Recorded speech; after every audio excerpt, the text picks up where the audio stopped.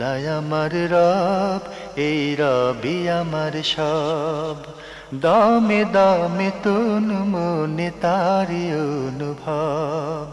তোমার দুনিয়াতে আমি যেদিকে তাকাই, অথই নিয়ামতে ডুবে আছি সবাই। পাক পাখালির গানে শুনি তসবি কলো রব, তসবি কলো রব। আল্লাহ আমার রব, এই রবি। আসসালামু আলাইকুম, আলহামদুলিল্লাহ, আসসালাতু ওয়াসসালামু আলা রাসূলিল্লাহ। প্রিয় দর্শক, আপনারা যারা দেশে আছেন প্রবাসে, সবাইকে জানাই অনেক অনেক প্রীতি ও শুভেচ্ছা। শুরু হলো এনটিভি আয়োজিত এবং লাভ হলো নিবেদিত অনুষ্ঠান আপনার জিজ্ঞাসা। আপনাদের সাথে আছি আমি জয়নুল আবেদিন আজাদ, আর আপনাদের মনে জায়গা প্রশ্নের জিজ্ঞাসার জবাব দিচ্ছেন বিশিষ্ট আলেম ডক্টর মোহাম্মদ সাইফুল্লাহ। আসসালামু আলাইকুম ওয়া রাহমাতুল্লাহি ওয়া বারাকাতুহু। প্রিয় দর্শক, চলুন তাহলে জিজ্ঞাসার জগতে। শুরুতে একটি ইমেল পাঠিয়েছেন মুশফিকা আহমদ। লিখেছেন, এক বোনের এতগুলো ভাঙতি রোজা হায়াজের কারণে জমা হয়েছে যে একসাথে রাখাই সম্ভব হচ্ছে না। এক্ষেত্রে করণীয় কি? কাফারা কি দেওয়া যাবে? সে বোন বিবাহিত। ধন্যবাদ। প্রথম কথা হচ্ছে, রোজা যদি তার ওজরের কারণে ভাঙ্গা হয়ে থাকে, এতে কাফারা নেই, এতে ফিদিয়া আসে, কাফারা নয়। দ্বিতীয় নম্বর কথা হচ্ছে, তিনি ভেঙে ভেঙে রাখতে পারেন, একসাথে রাখার প্রয়োজন নেই, তিনি ধীরে ধীরে রাখতে পারেন। আর তার তো আসলে হায়েজের কারণে এত সিয়াম নষ্ট হওয়ার কথা না, অনেক সিয়াম হয়ে গিয়েছে। সেক্ষেত্রে আমার মনে হচ্ছে তার অলসতা ছিল অনেক বেশি, মানে হায়েজটাকে তিনি অজুহাত ধরেছেন। আসলে তিনি এই অজুহাত দিয়ে হায়েজের কথা বলছেন, বাকি তার ইচ্ছাকৃতই এই ব্যাপারে অলসতা ছিল অনেক বেশি। এক্ষেত্রে তিনি চেষ্টা করবেন সর্বোচ্চ,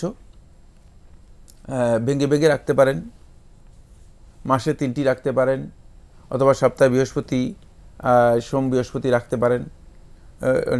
অন্তপক্ষে সপ্তাহে 2টা করে রাখলেও আস্তে আস্তে তিনি তার সিয়াম আদায় করতে পারবেন। এক্ষেত্রে তার উপর বিধান হচ্ছে তিনি সর্বোচ্চ চেষ্টা করবেন এটা আদায় করে দেয়া, যেহেতু আল্লাহ তাআলা বলেছেন ফাইদ্দাতুম মিন আইয়ামিন উখার, অন্য দিনগুলোতে সেগুলো সে গণনা করে দেবে, আদায় করে দেবে। সুতরাং এটাই হচ্ছে বিধান। বাকি এর পরেও যদি তার পক্ষে চেষ্টা করেছেন কিন্তু এত বেশি যে পারতেছেন না, আর সম্ভব হচ্ছে না, তাহলে সেক্ষেত্রে তিনি ফিদিয়া দিবেন। প্রত্যেক সিয়াম এর পরিবর্তে একজন মিসকিনকে একবার খাবারের ব্যবস্থা করবেন। মানে এক্ষেত্রে একজনকে না খাইয়ে তিনি 2জন বা 3জনকে খাওয়াবেন। কারণ হচ্ছে তিনি তো আসলে সামর্থ্য আছে কিন্তু পাচ্ছেন না, তাহলে এটা তার জন্য কল্যাণকর হবে। ফামান তাতাওয়া খাইরান ফাহুয়া খাইরুল লাহু। এই আয়াত তাফসীরে আব্দুল্লাহ ইবনে আব্বাস বলেন, যদি কেউ অতিরিক্ত খাওয়ায়, অতিরিক্ত দেয়, এটা খাইরুন লাহু, তার জন্য বেশি কল্যাণকর। এক রোজার পরিবর্তে একজনকে, এটা মিনিমাম একজনকে মিনিমাম, মানে এটা তো বিধান, যেহেতু এক্ষেত্রে তো অলসতার জিনিস পাওয়া যাচ্ছে, তাহলে যদি তিনি একাধিক খাওয়াতে পারেন, 2জন বা 3জনকে খাওয়াবেন। জি, আমরা জানলাম বিষয়টি সম্পর্কে। প্রিয় দর্শক, আমাদের হাতে আরও একটি ইমেল পাঠিয়েছেন কুমিল্লা থেকে, নাম প্রকাশে অনিচ্ছুক। লিখেছেন, ফি আমানিল্লাহ বলা কি বেদাত? না, ফি আমানিল্লাহ বলা বিদআত নয়, ফি আমানিল্লাহ বলা বিদআত নয়। তবে এখানে সুন্নাহ আছে, সুন্নাহ অনুসরণ করাটাই হচ্ছে উত্তম। সুন্নাহটা হচ্ছে রাসূলুল্লাহ সাল্লাল্লাহু আলাইহি ওয়াসাল্লাম বলেছেন, আস্তাউদিউকুমুল্লাহ দীনাকুম ওয়া আমানাতিকুম ওয়া খাওয়াতিম আমালিকুম।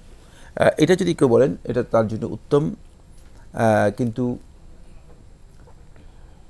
ফি আমানিল্লাহ মানে ফি হাফজিল্লাহ, এগুলো সাধারণ মানুষদের জন্য প্রযোজ্য। এরা যেহেতু এই দোয়ার সাথে অনেকের পরিচয় নেই, কিন্তু আমাদের সমাজে, মুসলিম সমাজে উচিত হচ্ছে আসলে রাসূলুল্লাহ সাল্লাল্লাহু আলাইহি ওয়াসাল্লাম বিদায় দেওয়ার সময় কি বলতেন, বিদায় দানকারী ব্যক্তিকে কি বলতেন, আর যিনি বিদায় নিয়ে যাচ্ছেন তাকে কি বলতেন, এই বিষয়গুলো হাদিস দ্বারা প্রমাণিত হয়েছে। সেই সুন্নাহগুলো অনুসরণ করাটাই হচ্ছে উত্তম। কিন্তু জানা না থাকলে যদি এমনি শুধুমাত্র ফি আমানিল্লাহ, ফি সালামাতিল্লাহ, তাসহাবুকুমুস সালামা, আল আফিয়া, যদি এই ধরনের শব্দ ব্যবহার করে আর এটাকে সুন্নাহ মনে না করে, তাহলে কোনো অসুবিধা নেই। ফি আমানিল্লাহ বলে আমরা আসলে কি বলি? মানে আল্লাহর নিরাপত্তায় আপনাকে রেখে দিলাম, ওই আল্লাহর নিরাপত্তা আপনাকে দিলাম, এই কথাটা কথা তো সুন্দর, কথা সুন্দর। এবং মানে এখানে এই প্রশ্ন এসেছে যেখানে বিদায় দেওয়ার সময় রাসূলুল্লাহ সাল্লাল্লাহু আলাইহি ওয়াসাল্লামের একটা মানে দোয়া আছে, জিকির আছে। এই জিকিরটা আসলে শেখা হলে সবচেয়ে উত্তম, কিন্তু কথাটা মানে একই কাছাকাছি। ওটা আমাদের শেখা উচিত, বলা উচিত, কিন্তু এটাকে সুন্নাহ মনে করার কোনো সুযোগ নেই। শেখা না থাকলে, জানা না থাকলে এটাও আমরা বলতে পারি, এতে কোনো বাধা নেই, এটা বেদাত হবে না, এটাকে সুন্নাহ মনে করার সুযোগ নেই।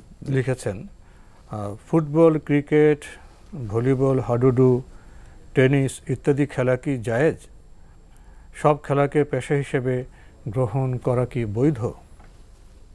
হ্যাঁ, খেলা সবগুলো জায়েজ, যেগুলো আপনি উল্লেখ করেছেন, শুধুমাত্র যেগুলো হারাম সেগুলো ছাড়া, যেগুলো সুনির্দিষ্টভাবে রাসূলুল্লাহ নিষেধ করেছেন।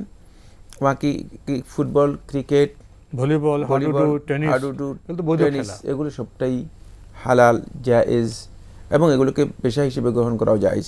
যদি খেলা জায়েজ হয়, খেলাকে পেশা হিসেবে গ্রহণ করাও জায়েজ রয়েছে। আমরা জানলাম বিষয়টি সম্পর্কে। প্রিয় দর্শক, আমাদের হাতে একটি চিঠি পাঠিয়েছেন আবুল বাশার, ঝিগাতলা, ঢাকা। আপনি এই চিঠির একটি শিরোনাম দিয়েছেন রোজা বৃথা সম্পর্কে। বিনীত অনুরোধ জানাচ্ছি যে নিম্নের প্রশ্নটি উত্তর দেওয়ার জন্য। অনেকে রোজা রাখেন, তারপরে এত জঘন্য পাপ কাজ করেন যে ইবলিসও ভয় পেয়ে যায়। নবী সাল্লাল্লাহু আলাইহি ওয়াসাল্লাম বলেন, যারা জঘন্য পাপ কাজ ছাড়তে পারল না, তাদের শুধুমাত্র না খেয়ে থাকা আল্লাহর কোনো প্রয়োজন নেই। মহান আল্লাহ বলেন, হে নবী, আপনি তাদেরকে ছেড়ে দিন, তারা খাওয়া দাওয়া করুক, আনন্দ উল্লাস করুক। সূরা হিজর আয়াত ৩। আল্লাহ চান না তারা না খেয়ে থাকুক, কিন্তু এক শ্রেণীর আলেম মন গড়া কথা বলেন, তারা রোজার সময় না খেয়ে থাকুক, আল্লাহ এই উসিলায় তাদেরকে বিনা হিসেবে জান্নাত দিতে পারেন। ওই সকল আলেম সূরা জিলজালের ৭ এবং ৮ নম্বর আয়াতের যুক্তি দেখান। ওই আয়াতে বলা হয়েছে যারা পরিমাণ ভালো মন্দ আমল দেখানো হবে, সব আমলের প্রতিদান দেওয়া হবে কিনা তা উল্লেখ নেই। কোরআনের বিভিন্ন আয়াত দ্বারা প্রমাণ হয় যে আমল কবুল হবে তার প্রতিদান দেওয়া হবে, এবং যে আমল কবুল হবে না তার প্রতিদান বৃথা যাবে। সূরা কাহাফ ১০৩, ১০৪, সূরা মুহাম্মদ ৯ নম্বর আয়াত, তওবা ১৭ নম্বর আয়াত। এরপর আপনি প্রশ্ন করেছেন, জঘন্য পাপীরা যে রোজা রাখে সেটা কি বৃথা যাবে না? ধন্যবাদ আপনাকে। আপনি যে প্রশ্নটি করেছেন যে পাপীরা যদি রোজা রাখে, রোজা কি বৃথা যাবে না, আমরা জানি না যে ব্যক্তি রোজা রাখছে সে কি আল্লাহর সন্তুষ্টির জন্য রাখছে, নাকি আসলে প্রবৃত্তির অনুসরণ করে অথবা সামাজিক প্রচলনের কারণে রাখছে। যদি আল্লাহর সন্তুষ্টির জন্য রাখে তাহলে অবশ্যই সেটা বৃথা যাওয়ার কথা না। আল্লাহ রাব্বুল আলামিন তার সন্তুষ্টির জন্য কোনো ইবাদত করবে, এটাকে আল্লাহ সুবহানাহু ওয়া তাআলা বৃথা মানে পণ্ড করে দিবেন, বাতিল করে দিবেন, এটা আপনি কীভাবে ধারণা করেছেন আমি জানি না। মানে অপরাধী ব্যক্তি অপরাধের কারণে তিনি সালাত আদায় করবেন না, অপরাধের কারণে সিয়াম পালন করবেন না, অপরাধের কারণে হজ করবেন না, অপরাধের কারণে কোরবানি করবেন না, এটা ইসলামের বিধান নয়। ইসলামের বিধান হচ্ছে সে যদি অপরাধীও হয়ে থাকে তাহলে ইসলাম যেটা ফরজ করেছে সেটা তাকে আদায় করতে হবে, আদায় করবে, এবং অপরাধ থেকে সে নিজেকে, হ্যাঁ, আমরা তাকে বলবো যে মানে অপরাধের কারণে তার ইবাদত থেকে তাকে দূরে থাকার বৈধতা দেওয়া হয়নি, বরং আমরা তাকে বলবো যে ইবাদত তো পালন করবেনই, আর ইবাদতের দাবি হচ্ছে আপনি অপরাধ থেকে নিজেকে প্রত্যাহার করুন, উঠে আসুন। অপরাধ থেকে ফিরে আসতে যদি আপনি আপনার ইবাদতের মাধ্যমে না পারেন, তাহলে আপনার ইবাদত হয়তো আল্লাহ তাআলার কাছে কবুল হবে না। কারণ আল্লাহ রাব্বুল আলামিন বলে দিয়েছেন, ইন্নামা ইয়াতাকাব্বালুল্লাহু মিনাল মুত্তাকিন, আল্লাহ তাআলা মুত্তাকিদের কাছ থেকে কবুল করেন। সুতরাং আপনার এটা কবুল হচ্ছে কিনা সেটা সন্দেহজনক। কিন্তু আমরা এই কথা বলবো না যে আপনি অপরাধ করতেছেন তো খবরদার আপনি মসজিদের কাছেও আসবেন না, অপরাধ করতেছেন আপনি রোজা রাখবেন না। একটি প্রশ্ন দাঁড়ায় না, পৃথিবী এমন কোন কি মানুষ আছে অপরাধ নেই?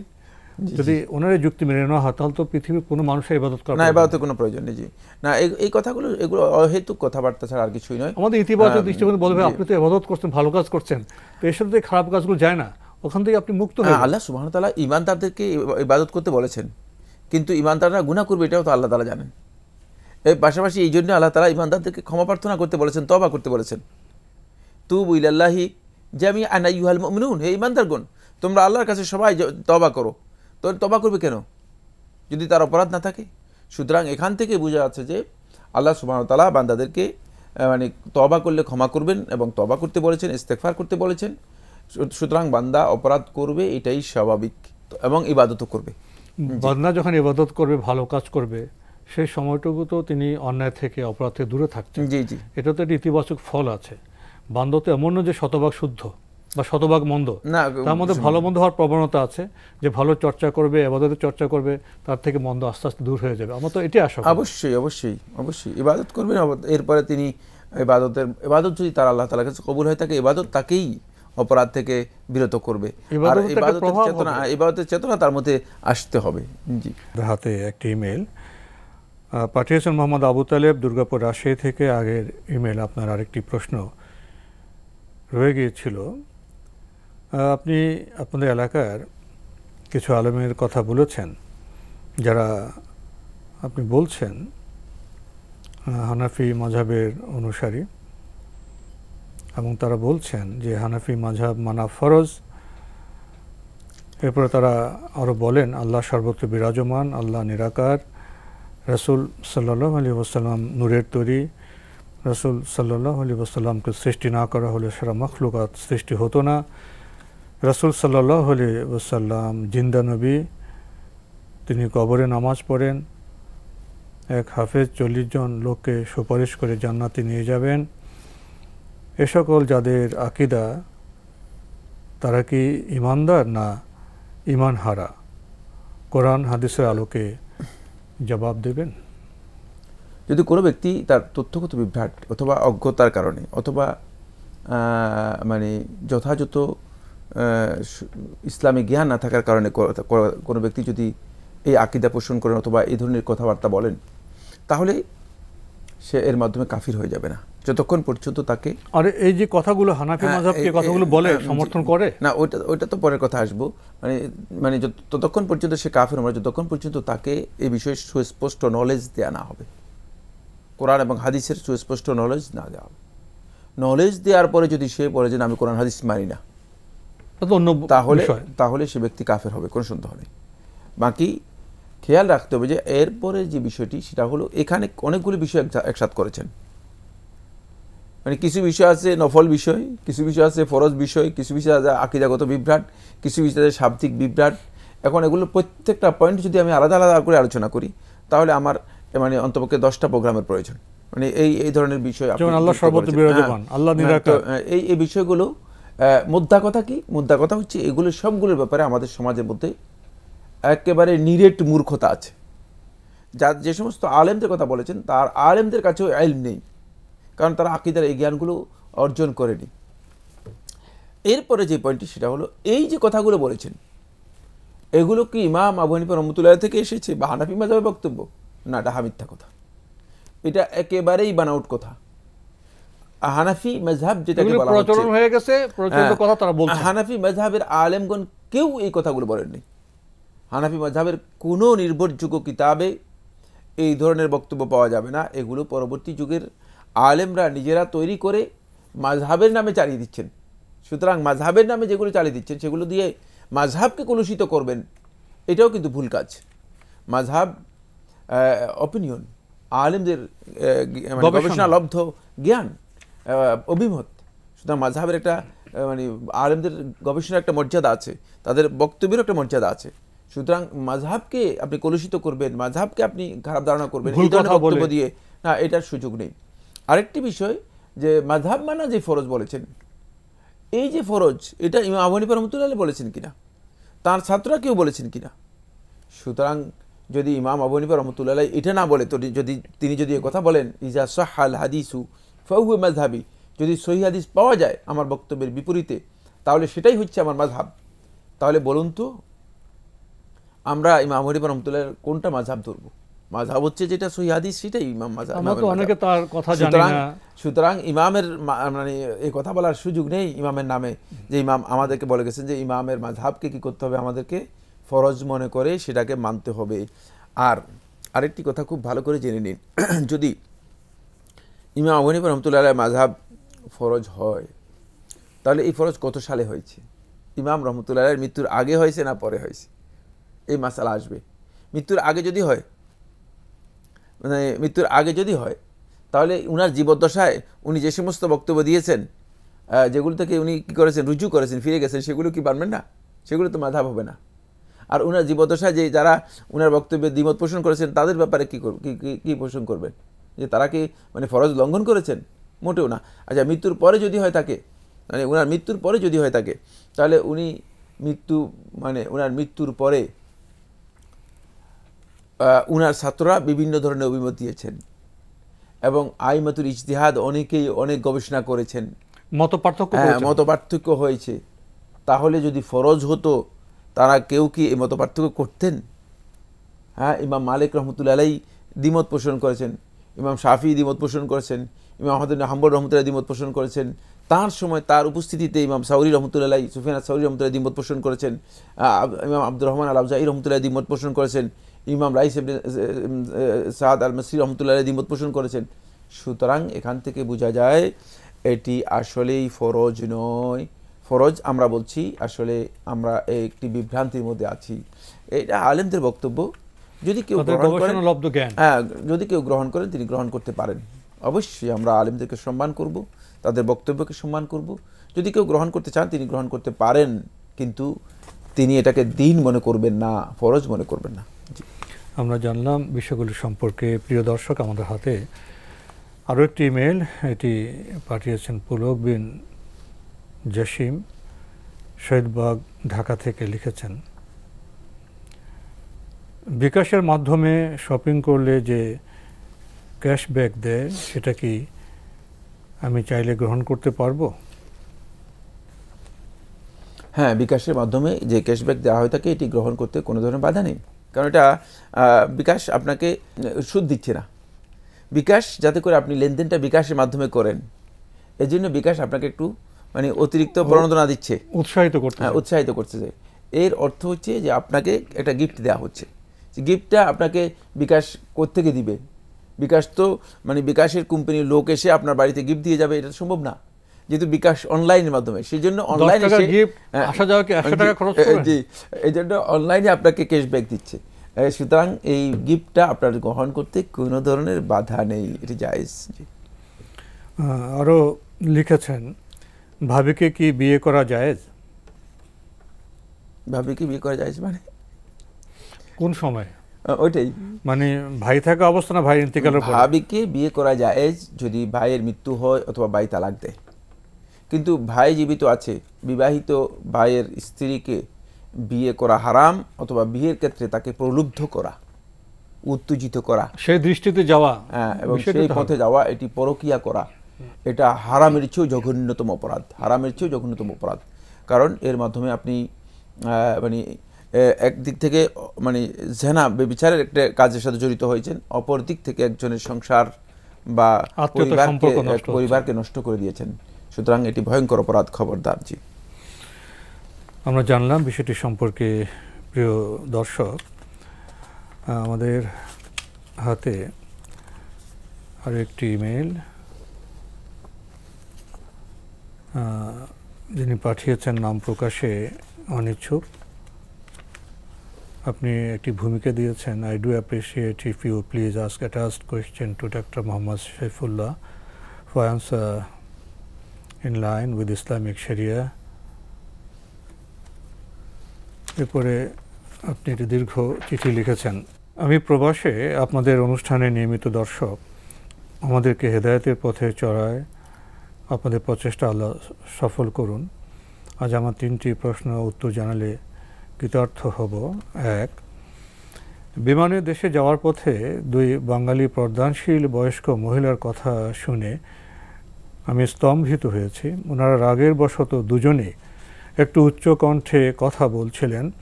আলোচনা বিষয় স্বামী ও শ্বশুর পক্ষের দোষাবলী। স্বামী খারাপ ও শ্বশুর পক্ষের সবাই খারাপ। যদিও আলোচনা এক পক্ষের, তবুও আমার প্রশ্ন, যাদেরকে বলে কোনো সমাধান হবে না, এসব আলোচনা কি ইসলাম সম্মত? ধন্যবাদ। না, প্রথম কথা হচ্ছে মানে সংশোধনের উদ্দেশ্যে যদি কোনো বক্তব্য দেওয়া হয় বা কোনো সমালোচনা করা হয় সেটা বৈধ। বাকি শুধুমাত্র গীবত করার জন্য, পরচর্চা করার জন্য, দোষ ত্রুটি বর্ণনা করার জন্য যদি কোনো ধরনের সমালোচনা করা হয় সেটি হারাম। আর গীবতকে কত কঠিনভাবে ইসলাম হারাম করেছে। ওয়ালা ইয়াগতাব বা'দুকুম বা'দা, যে তোমাদের কতকের পেছনে গীবত করবে না। আইয়ুহিব্বু আহাদুকুম, তোমাদের কেউ কি পছন্দ করে আন ইয়াকুলা লাহমা আখিহি মাইতান, তার মৃত ভাইয়ের গোশত খেতে? ফাকারিহতুমুহু, তোমরা সেটা কোনোদিন পছন্দ করবে না, তোমরা এটাকে অপছন্দ করবে। সুতরাং মৃত ভাইয়ের গোশত খাওয়ার মতো একটি জঘন্যতম অপরাধ হচ্ছে গীবত করা। তাই এই কাজে যারা লিপ্ত হয়েছেন একেবারে অপ্রয়োজনীয়। আর সেকেন্ড যে বিষয় সেটা হলো, আপনি যে প্রশ্ন করেছেন এটাও আপনার জন্য জায়েজ নেই। তার কারণ হচ্ছে মানে এই বিষয়টা কান দেওয়া আপনার জন্য উচিত নয়। হয়তো তারা জোরে জোরে বলছে, কিন্তু একেবারেই এটা মাথার মধ্যে আনাটারই প্রয়োজন ছিল না। কারণ মানুষের মানে ত্রুটিপূর্ণ কথা, ত্রুটিপূর্ণ অবস্থান, এগুলোর ক্ষেত্রে ইমানদার ব্যক্তিদের অবস্থান হবে, ইমানদার তার চোখকে অবশ্যই কি করবে, সংযত করে এগুলোকে উপেক্ষা করা। ইমানদার তার কানকে সেখান থেকে সরিয়ে নেবে, এটা হচ্ছে ইমানদারদের কাজ। সুতরাং এখন আপনি কে কার গীবত করতেছে সেটাকে আপনি কান দিয়ে শোনার প্রয়োজন নেই। আর এই কারণ যখন শুনবেন যে গীবত, তখন গীবতের ক্ষেত্রে বিধান হচ্ছে যে আমরা গীবত শুনতেই যাব না, প্রশ্নই আসে না। সুতরাং সেক্ষেত্রে আপনাকেও এটা বলবো যে গীবতের ব্যাপারে প্রশ্ন করারও প্রয়োজন নেই। এই কাজগুলো একেবারেই হারাম গর্হিত। মানুষগণ শয়তানের প্ররোচনায় আসলে এই ধরনের কাজ করে থাকে, যার কাছে গেলে সমাধান নেই, শুধুমাত্র ঘাটাঘাটি করা, বরং দুর্গন্ধ ছড়ানো, বৃদ্ধি করা। এই কাজ যদি হয় তাহলে সেটা করা মোটেও জায়েজ নেই এবং সেটি হারাম হবে। তো আজকে আমাদের এখানে শেষ করতে হচ্ছে। আপনাকে অনেক ধন্যবাদ। আপনাকে অসংখ্য ধন্যবাদ। প্রিয় দর্শক, আমরা দেখছিলাম এনটিভি আয়োজিত এবং লাভ হলো নিবেদিত অনুষ্ঠান আপনার জিজ্ঞাসা। আমাদের অনুষ্ঠান আপনারা এনটিভি অনলাইনেও দেখতে পারবেন। ভিজিট করুন www.ntvbd.com। এছাড়া ইউটিউব এবং আমাদের ভেরিফাইড ফেসবুক পেজে অনুষ্ঠান দেখতে পারবেন। সমাজে গীবতের প্রচলন আছে, শয়তান আমাদের উস্কে দেয়। জানলাম গীবত করা যাবে না। গীবত থেকে দূরে থাকলে আমাদের পরিবেশ সুন্দর হবে, আমরা সুন্দর হব। চিঠি লিখুন, প্রশ্ন পাঠান আমাদের ঠিকানায়। পরিচালক আপনার জিজ্ঞাসা, এনটিভি, বিএসসিসি ভবন, 7ম তলা, 102 কাজী নজরুল ইসলাম অ্যাভিনিউ, কারওয়ান বাজার, ঢাকা 1215। ইমেল অ্যাড্রেস আপনার জিজ্ঞাসা @ntvbd.com। প্রিয় দর্শক, মহান আল্লাহ আমাদের সবাইকে নিরাপদে রাখুন, রাখুন শান্তিতে। আসসালামু আলাইকুম। আল্লাহ আমার রব, এই রবি আমার সব, দামে দামে তুন মনে তারি অনুভব। আল্লাহ আমার রব, এই রবি আমার সব।